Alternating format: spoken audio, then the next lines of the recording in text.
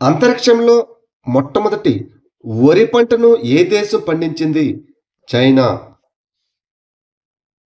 అంతరిక్షంలో పూర్తి వరి సాగు మరియు కోత ప్రయోగాన్ని విజయవంతంగా పూర్తి చేసిన మొట్టమొదటి దేశం చైనా.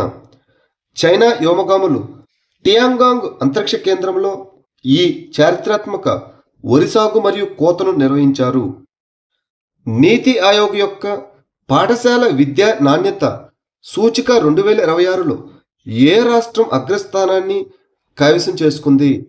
పంజాబ్.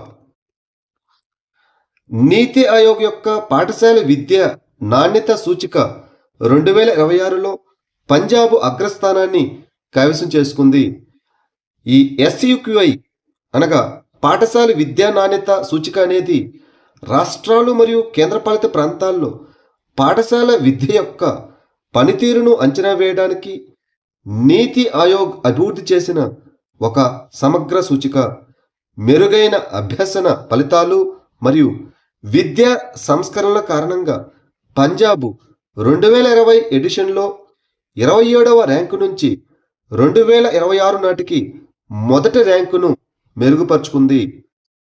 దక్షిణ భారతదేశపు మొట్టమొదటి సెమీకండక్టర్ తయారీ కేంద్రం ఏ నగరంలో ఉంది? విశాఖపట్నం. దక్షిణ భారతదేశపు మొట్టమొదటి సెమీకండక్టర్ తయారీ యూనిట్ ఆంధ్రప్రదేశ్లోని విశాఖపట్నం తార్లవాడలో స్థాపించబడుతుంది. ఇది 2500 కోట్ల విలువైన outsourced semiconductor assembly and test OSAT సదుపాయం.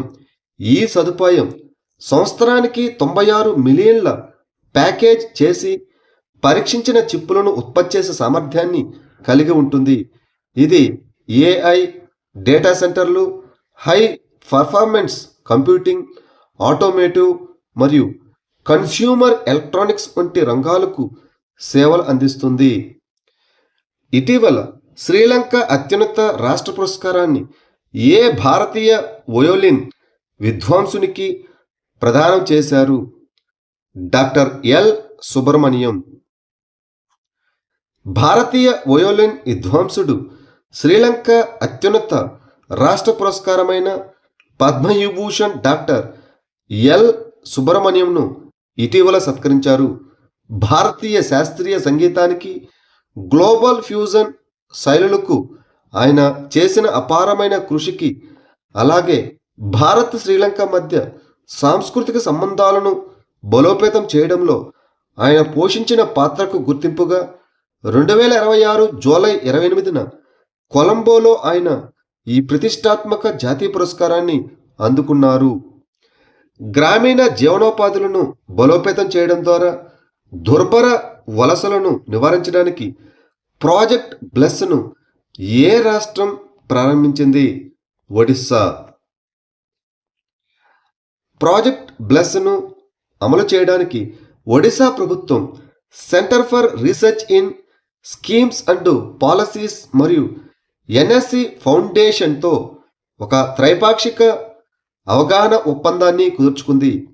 ఈ ప్రాజెక్ట్ బ్లెస్ అనేది జీవనోపాధి అవకాశాలు, నైపుణ్యాభివృద్ధి, వ్యవస్థాపకత మరియు ఆర్థిక చేరికను ప్రోత్సహించడం ద్వారా దుర్భర వలసలను నివారించడానికి ఉద్దేశించిన 3 ఏళ్ల కార్యక్రమం.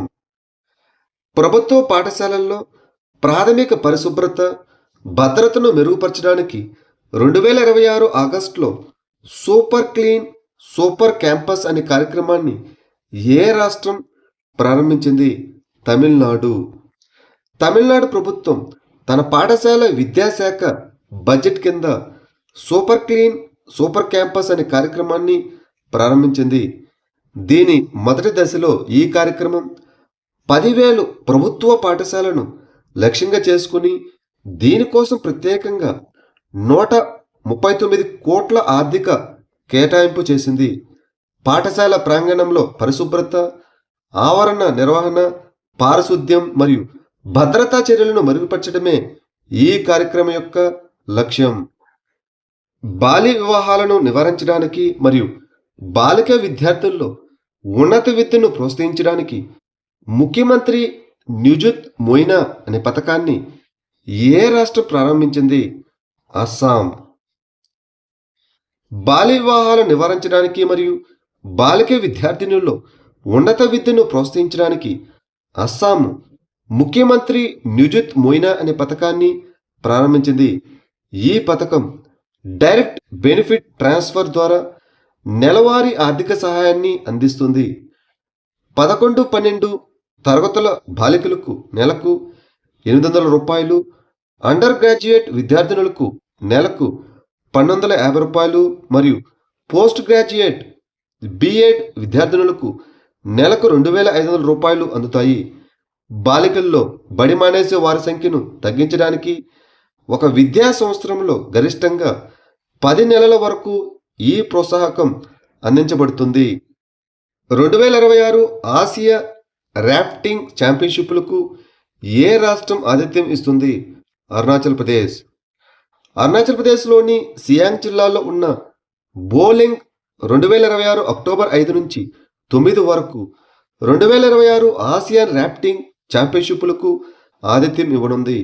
ఈ ఛాంపియన్షిప్ను ఆసియన్ ర్యాఫ్టింగ్ కౌన్సిల్ నిర్వహిస్తుంది. అరుణాచల్ ప్రదేశ్లో సాహస క్రీడలు, జల క్రీడలు మరియు పర్యాటకాన్ని ప్రోత్సహించడమే ఈ కార్యక్రమం యొక్క లక్ష్యం. ప్రజల కేంద్రీకృత పోలీసింగ్ను బలోపేతం చేయడానికి మై పోలీస్ స్టేషన్ అనే కార్యక్రమాన్ని ఏ రాష్ట్రం ప్రారంభించింది? కేరళ. ప్రజల కేంద్రీకృత పోలీసింగ్ను బలోపేతం చేయడానికి కేరళ ఇటీవల మై పోలీస్ స్టేషన్ అనే కార్యక్రమాన్ని ప్రారంభించింది. ఈ కార్యక్రమం యొక్క లక్ష్యాలు సమాజ ఆధారిత పోలీసింగ్ను బలోపేతం చేయడం, పౌర సేవలను మెరుగుపరచడం మరియు యువ అధికారుల్లో నాయకత్వాన్ని పెంపొందించడం, శిక్షణ మరియు పోలీస్ సంస్కరణల ద్వారా కస్టడీ మరణాలు, హింస వంటి కస్టడీ నేరాలను నిర్మూలించడం కూడా దీని యొక్క లక్ష్యం. ఇటీవల ఏ కంపెనీకి చెందిన రాకెట్ దశ చంద్రుణ్ణి ఢీకొట్టిందని భావిస్తున్నారు? Space X Falcon 9. Space X Falcon 9 రాకెట్కు చెందిన పనికిరాని పై దశ 2026 ఆగస్టు 5 బుధవారం నాడు అనుకోకుండా చంద్రుడిపై కూలిపోయిందని భావిస్తున్నారు. సుమారు 5 అంతస్తుల భవనం పరిమాణంలో ఉన్న ఈ పై దశ బరువు 4000 కిలోగ్రాములు.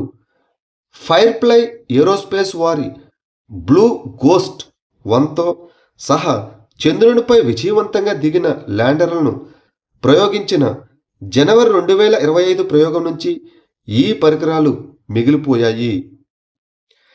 ఈఐ అనే పోర్టబుల్ నీటి నాణ్యతను గుర్తించే పరికరాన్ని ఏ సంస్థ అభివృద్ధి చేసింది? ఐఐటి గౌహతి. ఐఐటి గౌహతి పరిశోధకులు నీరు మరియు జీవ నమూనాల్లో విష పదార్థాలను వేగంగా గుర్తించడం కోసం ఈఐ అనే ఒక పోర్టబుల్ ఆప్టికల్ సెన్సింగ్ పరికరాన్ని అభివృద్ధి చేశారు. ఈ ఆవిష్కరణ క్షేత్రస్థాయిలో నీటి నాణ్యత పర్యవేక్షణను సాధ్యం చేయడం ద్వారా జల్ జీవన్ మిషన్కు మద్దతిస్తుంది. ఈ ఈఐ బీర్ లాంబర్ట్ నియమాన్ని ఉపయోగించి ఆర్సెనిక్, సీసం, ఇనుము, క్రోమియం, ఫ్లోరైడ్ మరియు ఎచ్రిచియా కోలిలను గుర్తిస్తుంది. ఇది నీటి శుద్ధి కేంద్రాలకు వైర్లెస్గా డేటాను ప్రసారం చేస్తుంది మరియు ప్రామాణిక ప్రయోగశాల పరికరాలతో పోల్చదగిన ఫలితాలను అందిస్తుంది. జాతీయ చేనేత దినోత్సవం సందర్భంగా చేనేత రంగానికి మద్దతుగా ముఖ్యమంత్రి నూలు అనగా యార్న్ బ్యాంక్ పథకాన్ని ఏ రాష్ట్రం ప్రారంభించింది? నాగాలాండ్. చేనేత రంగాన్ని బలోపేతం చేయడానికి మరియు నేత కార్మికుల జీవనోపాధికి మద్దతివ్వడానికి నాగాలాండ్ జాతీయ చేనేత దినోత్సవం నాడు ముఖ్యమంత్రి నూలు బ్యాంక్ పథకాన్ని ప్రారంభించింది. ఈ పథకం కింద పత్తి, ఏరిపట్టు, ముగాపట్టు, వెదురు పీచు మరియు ఇతర సహజ పీచులను మిల్లుగేట్ ధరలకే 15% ప్రభుత్వ రాయితీతో అందిస్తారు. నాణ్యమైన నూలును సరసమైన ధరలకు పారదర్శకంగా పొందే వీలు కల్పించడం ద్వారా ఈ కార్యక్రమం ద్వారా ఏటా 5,000 నుంచి 10,000 మంది నేత కార్మికులకు ప్రయోజనం చేకూరుతుందని అంచనా. భారతదేశపు మొట్టమొదటి guided high altitude wildlife సఫారీకి ఏ భారత రాష్ట్రం లేదా కేంద్రపాలిత ప్రాంతం ఆమోదం తెలిపింది? లడఖ్. భారతదేశం మొట్టమొదటి guided high altitude wildlife సఫారీకి లడఖ్ ఆమోదం తెలిపింది. ఈ సఫారీలో హెమిస్ నేషనల్ పార్కు, చాంగ్తాంగ్ మరియు కారాకోరం వైల్డ్ లైఫ్ శాంక్చురీలు ఉంటాయి. శీతాకాలంలో ఇది మంచు చిరుతలను చూడటం మరియు పక్షులను గమనించే మార్గాలపై దృష్టి పెడుతుంది. సుమారు 340 పక్షి జాతులతో సహా లడఖ్లోని గొప్ప ఎత్తైన ప్రాంతాల జీవవైవిధ్యాన్ని పరిరక్షించడం, అదేవిధంగా ప్రదర్శించడం ఈ కార్యక్రమం యొక్క లక్ష్యం. బయోఫాచ్ ఇండియా 2026 అనే అంతర్జాతీయ సేంద్రియ వాణిజ్య ప్రదర్శన ఉత్తరప్రదేశ్లోని ఏ నగరంలో నిర్వహించబడింది? గ్రేటర్ నోయిడా. బయోఫాచ్ ఇండియా 2026 ఉత్తరప్రదేశ్లోని గ్రేటర్ నోయిడాలో ఉన్న ఇండియా ఎక్స్పో సెంటర్ అండ్ మార్టులో నిర్వహించబడింది. ఈ కార్యక్రమాన్ని ఏపీఏడిఏ అనగా వ్యవసాయ మరియు ప్రాసెస్ చేసిన ఆహార ఉత్పత్తుల ఎగుమతి డెవలప్మెంట్ అథారిటీ మరియు నూరెంబర్గ్ మెస్సే ఇండియా సంయుక్తంగా నిర్వహించాయి.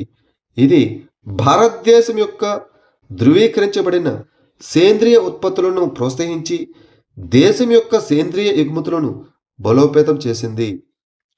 గాంధీనగర్లో జరిగిన ప్రయాణ మరియు పర్యాటక ప్రదర్శన 2026లో ఏ దేశం ఫీచర్డ్ కంట్రీగా ఎంపికైంది? ఇజ్రాయెల్. గుజరాత్లోని గాంధీనగర్లో 3 రోజుల పాటు జరిగిన travel and tourism fair TTF 2026లో ఇజ్రాయెల్ ఫీచర్డ్ కంట్రీగా ఎంపికైంది.